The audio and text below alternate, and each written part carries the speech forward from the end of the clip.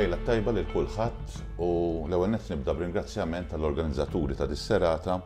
li permettew li nirrekordi l-interventi tiegħi minħabba li għandi impenn tax-xogħol li sfortunatament qed ikkonċidi ma' din l-attività. Ringrazzjament ukoll il-Professur Grima tal-istedina biex inħares lejn Ellul Mercer fil-kuntest tas-7 Ġunju li m'okkażjoni tatni iċ-ċans li nerġa' naqra lil Leli ta' Ħażajr mill-ġdid u nerġa' naqrah ukoll b'qari ġdid, b'ħarsa ġdida. Minħabba li fl-Lejla ta' Ħażajr 7 Ġunju jissemma darba biss b'referenza speċifika, iżda jissemma f'mument li huwa kritiku għall-qagħda tal-protagonista, għall-qagħda ta' Leli. Leli ikun ġa fehem li għaddej mill-kriżi psikoloġika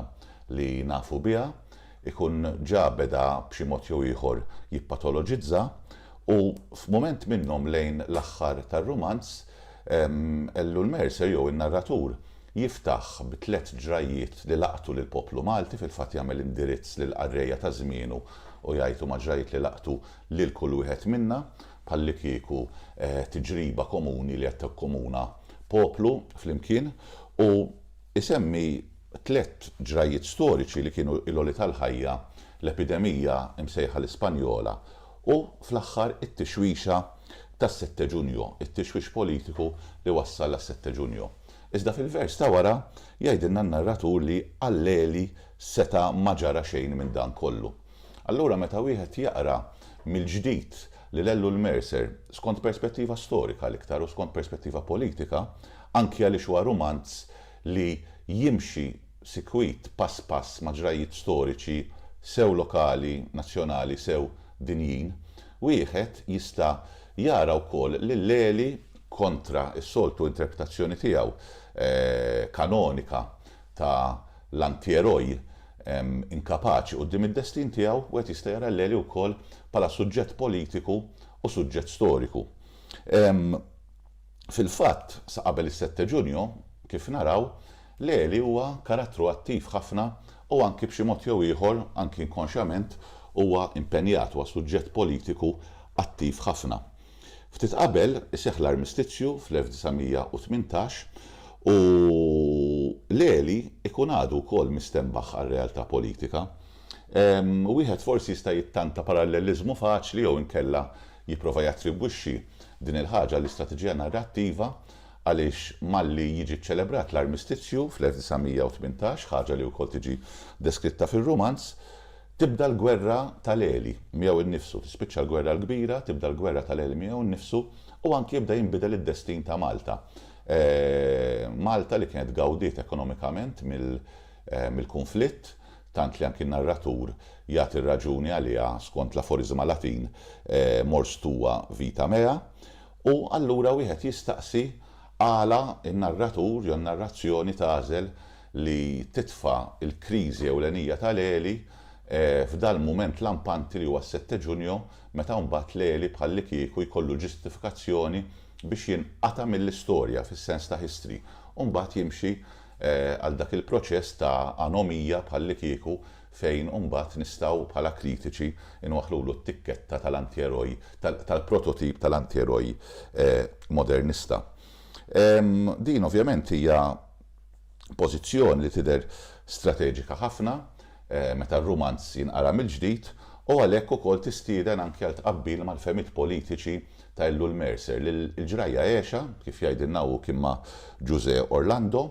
u l-fehma ta' Ellul Mercer dwar il-kawġ tas-7 Ġunju hija waħda mill-eqlel u waħda mill-iktar klassisti tixbaħ ħafna lil Taċensu Buġejja, José Orlando, José Bonnici li bażikament jattribwixxu l-irvelli għal kawżi ekonomiċi flimkien mad-dwejjaq li kien hemm fost il-poplu minħabba l-attitudni kolonjali.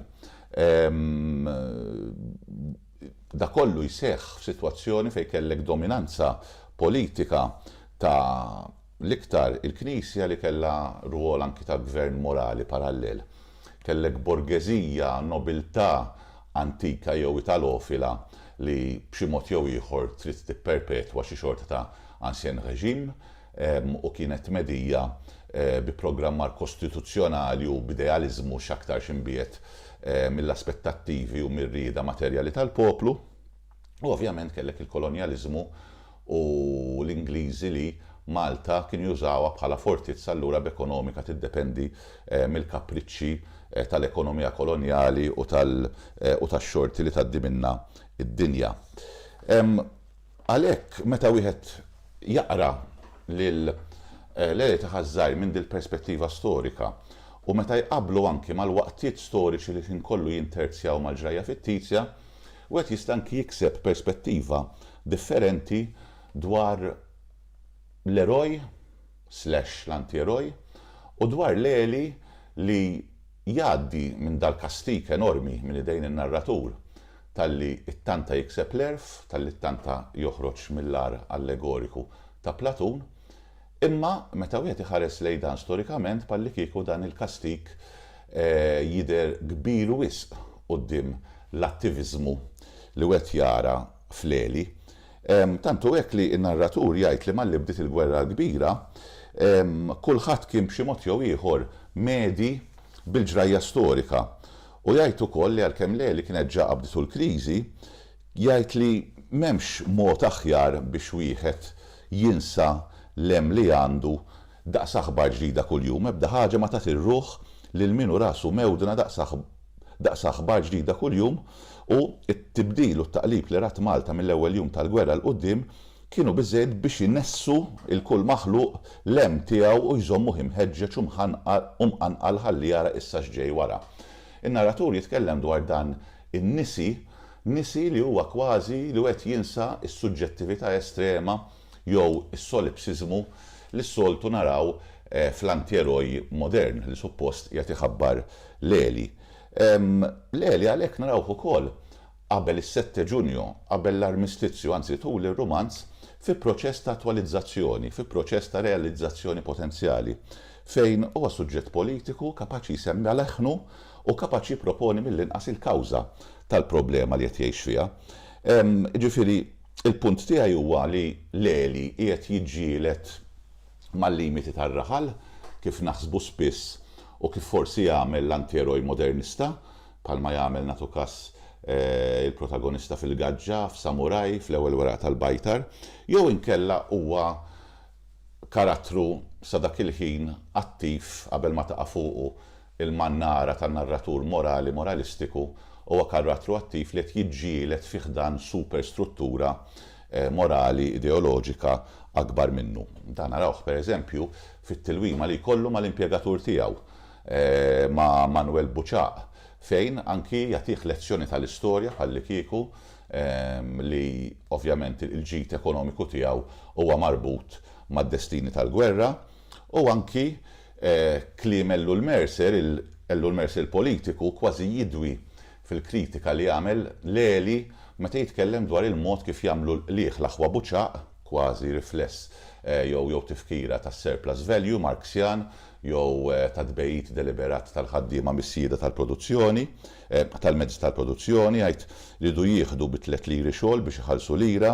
jagħmlu liħ mhux ta' 100% iżda ta' 1000%, u kieku għal Leli jgħid li kelli nagħmel minnhom jien kont inneżżagħhom eriwen u nqallalhom xeba nerv f'nofs misraħ. Ġifieri Leli mhuwiex dak il-karattru kibi li mbagħad naħsbu li hu anki permezz ta' interpretazzjoni kanonika, iżda għal parti kbira mir-Rumanz huwa karattru politikament attiv u b'xi mod jew ieħor inkonxjament impenjat għaliex qiegħed verament infannat fil-materjalità storika u għandek suġġett li qed jagħti interpretazzjoni soġġettiva lir-realtà oġġettiva u materjali ta' qudiemu. Imma anke pereżempju ironija fil-karattru ta' Eduardo Buer li huwa l-antagonista tipiku li huwa l-ħażin li iwaqqa' lil Leli fi dnub għax ipattijielu billi laqgħu ma' oħtu, però Eduardo Buer jaħdem ukoll ma' Leli u Eduardo min-naħa l-oħra jilmenta wkoll mal-Buċaq iżda jitlaq. Imma jitlaq għax huwa raġel tazzjoni. Fil-fatt nisimgħu b'Eduardo Buer u mbagħad darba biss eżatt wara fejn mid-dera jkun implikat fit-tixwix tal-1919, imma n-narratur jidħol u jgħidilna li dana Eduardo Buer ġiet turufnat u kellu jitlaq minn Malta u jsib artu għajxin aktar xirqa għal ħajjen bħalu, bħalli kieku il-brikkun eżiljat f'xi romanz popolari. U allura jibdew joħorġu ċertu ironiji kritiċi dwar it-totalità tar-romanz, dwar il-limiti li jimponi il-leħen narranti u anki forsi ċertu dubji dwar l-intenzjonijiet awtorjali. L-intenzjonijiet awtorjali fis-sens ta' kif fellu l-Mercer politiku jista' jkun kemm xejn differenti mill-femijiet ewlenin tiegħu ekstraletterarji meta jiġi biex jikteb ir-romanz u forsi qiegħed marsus f'ċertu konvenzjonijiet tal-ġeneru. Ta' min ngħidu wkoll biex nagħlqu fil-figura politika tal-Eli, li l-Eli huwa jgħidilna n-narratur wieħed mill-aħjar tfal tar-raħal, huwa tista' tgħid piccolo borghis, privileġġjat għaliex għandu trobbija tajba li wkoll twasslu biex ikun iħobb it-tagħlim. Jiġifieri l-Eli huwa wkoll attiv fis-soċjetà, mhuwiex maqluħ mis-soċjetà bħal huwa l-antiroj modernista, jipparteċipa fl-attivitajiet tal-każin, huwa maħbub mir-raħal, jgħaddi għall-erusija, jgħaddi għaż-żwieġ, ikun qed ifittex xogħol u fil-fatt juża l-qatt tiegħu bħala l-ġustifikazzjoni għad-dewmien miż-żwieġ. Jiġifieri sal-mument tal-armistizzju ta' 7 Ġunju ta' 1916-1919 l-Eli għadu karattru soċjalment potenzjali ħafna. Ta' min ngħidu wkoll ir-romanz isemmi ħafna dati u ħafna ġrajiet bisimhom u għandu medda bejn u ieħor mill-1905 sal-1919 u ftit lilin. Dir-rivoluzzjoni tal-Eli hija wkoll xi ħaġa li ġiet suġġerita milux minn kidba ta' Stephen Bonanno li jitkellem dwar jekk l-Eli huwiex verament l-Eli li naqraw fit-test jew nkella l-Eli huwiex interpretazzjoni deliberata, ideoloġika wkoll tal-kritika kanonika. Jiġifieri l-Eli huwa mħabbar diġà dejjem li ħajitlef. Iżda mhux ippostulat prolettikament ġifier minn qabel bħala xi ħadd li ġa huwa skomdu fis-soċjetà li jgħix fiha. L-Eli huwa jidher komdu immens fil-realtà tradizzjonali li jgħix fiha, jittanta joħroġ il-barra, bħalma jittanta joħroġ barra mill-ar allegoriku, għandu ċertu attiviżmu fih, iżda mbagħad il-kisba tal-erf hija dik li twaqqgħu kważi unilateralment mingħajr ebda ċans ta' diskussjoni jew ta' ingaġġ dialettiku ma' dan l-arfin. Li ovvjament huwa mmexxi minn dilit tal-ħadit minn dil morsa tal-leħen narranti li l-ħin kollu jliġġem sew lill-Eli u anki xi kultant lil possibiltajiet narrattivi jew lil ċertu plawżibilità li wieħed jistenna mill-ark narrattiv. U hawnhekk ovvjament wieħed jista' jitkellem dwar l-intenzjoni awtorjali, xi ħaġa li tidher anke fin-novelli tellu l-Mercer fejn is-soċjaliżmu riformatur, is-soċjaliżmu kristjanizzat huwa kemm il-darba imtaħħat u kemm il-darba sottomess għal idejat daqsxejn jekk mhux konfużi, idejat maġiċi predeterminati li jħaltu b'xi mod jew ieħor il-ħaq mat-twejjir tal-ħajja, mad-destin li wieħed ikun fqir. U ovvjament kollox fl-aħħar mill-aħħar jitħalla f'idejn Alla u l-fidi kif espressi minn leħen Assis kemm il-darba f'dal każ għandna lil Dunkarm fir-romanz. Diversi momenti importanti li bħalma għadna iwaħdu l-istorja mal-ġrajja, kemm il-darba l-istorja bħala history, l-istorja nazzjonali tiskatta l-inċident ewlieni. Għandna ovvjament id-deskrizzjoni klassika ta' Sqa' Idlam li hija ċentrali fir-romanz, għandna l-idea tal-gwerra li dejjem għaddejja u fil-fatt l-Eli Ninu imur jiġġielet u jmut fid-Dardanelli u dana wara li jkun emigra l-Awstralja ma jkunx sab il-liri tad-deb proverbjali mal-art u allura biex jaħdem ikollu jmur jiġġielet il-gwerra ta' ħaddieħor u bekk Malti jinqatel minkejja li Malta mhix verament involuta fil-gwerra. Għandek il-ġlieda fil-ħanut ta' Toni ta' Bdiela fejn għandek gwerra bejn il-foqra li tiddependi mill-qagħda ekonomika, jiġifieri dak kien hemm kwistjoni ta' ħżin illegali ta' ikel li ovvjament imbagħad itella l-prezzijiet. Għandek ir-romanz li jiftaħ anke fl-isfond ta' qatt ġdid wara li ikun tlesta l-proġett tal-Breakwater u fil-fatt Kellin Miksat li jidher bħala kważi dak id-dendi li ħajtu jgħaddija b'mod Alto Borghis, idur mar-raħal jippassiġġa u jpoġġi fil-ħwien tax-xorb, kien għadu kemm tilef xogħlu wara tmiem il-proġett tal-breakwater, ġifieri indikazzjoni anki tal-prekarjetà ekonomika li seħħ fih ir-Rumanz. Umbagħad hemm il-famuż Kungress Ewkaristiku ta' 1913. Il-Kungress Ewkaristiku hija xena partikolari ħafna fir-Rumanz fejn għandek lil-Leli li huwa flimkien mal-poplu arkobtejħ wiċċu l-isfel, mistaġeb quddiem it-twemmin imqaddes, mistaġeb quddiem il-kobor tal-fidi, u mbagħad frokna imwarba bħalli kieku qed inemmes, imma xorta parteċipi f'dil ġrajja storika hemm kelien miksat li qed iħares xkultant tibda taħseb anki b'mod bħalli kieku fetixista, qed iħares lejn il-fidi u qed jgħid l-ebda kungress muwa se jġibni nemmen imma kemm kbira il-ħaġa li dak li jkun ikollu l-fidi. U għal darb'oħra il-leħen narranti jiddomina u iżomm milli wieħed jaqbes ċertu limiti imposti u immexxi ossessivament lil-Leli u l-bqija tal-karattri b'xi mod jew ieħor għat-tmiem li verament jiddeċidi għalih sew minn qabel. Ovvjament, hawnhekk tiġi ravvalutata wkoll jew forsi mitfuha mhux fil-ġenb imma f'daw ieħor il-preokkupazzjoni kostanti tan-narratur bl-erf bl-arfin li l-arfin huwa dejjem perikoluż donnu ġej minn fejn ġej, anki meta Leli joħodha kontra Manuel Buċaq jiġi ġustifikat dak li jagħmel Leli bħala ġenn li huwa dovut għall-qari u għat-tewdin żejjed. Tantu hekk iżommu x-xogħol, jibdew jitrattawh biktar ħlewwa, ma jmurx jitlaqgħu bħalma jitlaq dwardu, u hemmhekk għandek dal-leħen tas-sens komun Gramscian, għandek ukoll l-interpellazzjoni bħalma jsejħilha Althusser tas-superstruttura dominanti li tgħidlek oqgħod fejn intu fil-fatt Leli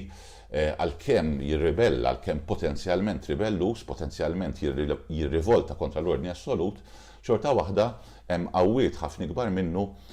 li jżommuh fejn hu. U ta' dan il-leħen narranti huwa wkoll kuntent bħalli kieku u ċertezzi l-uniku ċertezzi jibqgħu ġejjin mill-figuri totemiċi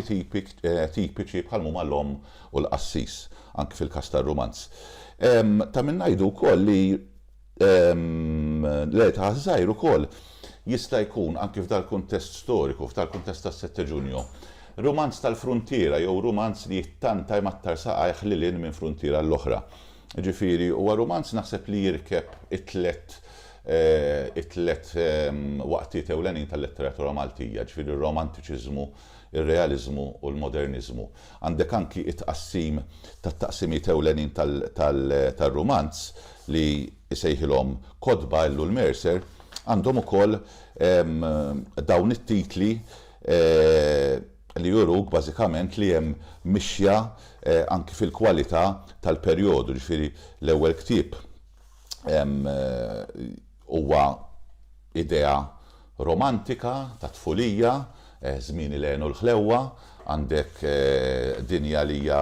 il-vetrina arkeoloġika ta' Temiż Ammit, tara ħal ċkejken ħażżajr li però huwa żgħir wisq quddiem ħal kbir. U mbagħad għandek ftuħ il-għajnejn u tliet lix bħalli kieku l-aspett realistiku, u mbagħad fl-aħħar it-taqbida li ovvjament tintilef. Għandek ukoll l-allegorija tal-ar li però isseħħ f'kuntest ta' ktieb li jsemmi Pawlu Sulnata li huwa Entartung, deġenerazzjoni ta' Max Nordau, li f'dak il-mument kważi iwaqqa il-kompletezza kulturali suppost għandu kelli miksat li ma jkunx qrah dal-ktieb. U Sulnata jgħidilhom li dan huwa ktieb li joħodha kontra dal-kittieba kbar li qed jiċtaw ruhom bihom Leli u Pawlu Miksat. U Nordau ukoll bħalli kieku huwa prodott ta' dak il-diżoluzzjoni ta' tmiem is-seklu li qed joħodha kontra t-taħsir li kienu qed iġibu ċertu ħassiba kbar. Interessanti wkoll li l-kriżi ta' Leli mhijiex waħda li jipproċessa bil-fors attivament hu, iżda hija kriżi li titħabbar minn ilħna oħra. Għandek il-kelim miksat li huwa karattru kemm xejn superfiċjali li jagħtih il-kodba, jagħtih id-direzzjoni biex jaqrom, però xorta waħda m'għandux biżżejjed saħħa biex iliġġimlu il-perikli potenzjali jista' jkollu dal-qari. U Pawlu Sulnata huwa dak li binħalqu toħroġ l-allegorija kollha tal-ar u toħroġ di twissija impliċita u kważi tħabbira tal-waqa tal-Eli permezz ta' deskrizzjoni tal-ktib ta' Nordaw. Jekk insemmu qari ieħor ukoll kod boħra, hemm mument fejn l-Eli, il-qarrej avidu, il-qarrej kurjuż, imma anke konsumatur analitiku tal-ġrajja storika, jaqra minn romanze ta' Levanzin lil Rosi, oħt Vera li tkun fl-afja tal-mewt. L-ewwel jaqrala biċċa Florida, tipikament romantika, u mbagħad issaqsih biex taqralu biċċa tal-imħabba, il-biċċa bejn ħażan u kolina, u dina tibda tinduna li minħabba l-kundizzjoni tas-saħħa tagħha qatt ma tista' tgħix din l-imħabba. U bħalli kieku hemmhekk għandek il-waqa ta' ċertu illużjonijiet li mbagħad issibhom għaddejjin fir-romanz, anki l-waqa tal-illużjoni romantika, il-waqa tat-taqriq patetiku romantiku u id-dħul bil-mod il-mod għal-realtajiet kiefra u għal ġlidiet soċjali u ġlidiet speċjalment tar-ruħ. Bħal-medna wkoll l-Eli huwa dal-karattru jien naraħ attiv ħafna, potenzjali ħafna, karattru fil-proċess ta' attualizzazzjoni, karattru li huwa wkoll tajjeb fis-sens ta' solidali. Meta Edward Buqer jitlaq mix-xogħol jiddispjaċih imma n-narratur jgħid miskin kemm baqa' twajjeb minkejja l-kodba li qara. Jiġifieri il-kodba li qara ma jservu għal xejn, ma jagħmluhx għaref fis-sens ta' kif nużawha fit-taħdit ta' kuljum, ma jagħmluhx wise, imma jagħmluh twajjeb, jagħmluh tant tiblaħ li laqqas biex jinduna bin-nies li qed jagħmlulu il-ħażin. U għalhekk għandek dal-kontrast anki bejn it-tip ta' tjubija mixtieqa, jekk hix tjubija kważi innoċenti, kważi naivi imma solidali, kontra tjubija li hija egoista, li inti ma tkunx twajjeb. Da kollu fil-kuntest biex nagħlaq ta' reviżjoni materjalista tal-istorja bħalmi ta' Mark Camilleri li l-1919 sejjaħlu mument rivoluzzjonarju, kontradittorju u kumpless fejn il-Malti wara sekli imtaħħat għal-Knisja, għal-ħakkiema differenti, għal-sitwazzjoni ta' superstizzjoni, ta' ignoranza, ta' arfin, ataviku mobli daqs il-qwil li mbagħad jiddetta is-sens komun, għall-ewwel darba jieħu ir-riedni fidejh u l-ewwel darba li juri r-rieda ħielsa tiegħu biex jisforza u biex jaffronta u jisfida l-ordni assolut.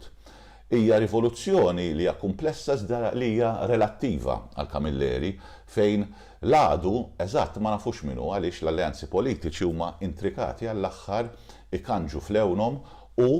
il-proletarjat kien għadu mhux suġġett organizzat daqshekk biex ikun jista' jfassal u jippostula l-alternattiva rivoluzzjonarja tiegħu. U bl-istess mod għal darb'oħra l-parallelizmu forsi faċli u l-parallelizmu temporanju, l-Eli wkoll qiegħed fil-proċess li jiżviluppa politikament iżda m'għandux l-għarfien biex jippostula alternattiva għalih innifsu. U tantu hekk li l-qari tiegħu huwa qari entużjast, huwa qari kurjuż, huwa qari wkoll indiskriminat li fl-aħħar mill-aħħar jiġi kkastigat u jwaslu fit-tmiem tiegħu. Tantu hekk li kurjużament ukoll wara li għaddi l-1919 u jgħaddu 12 sena mill-awtonomija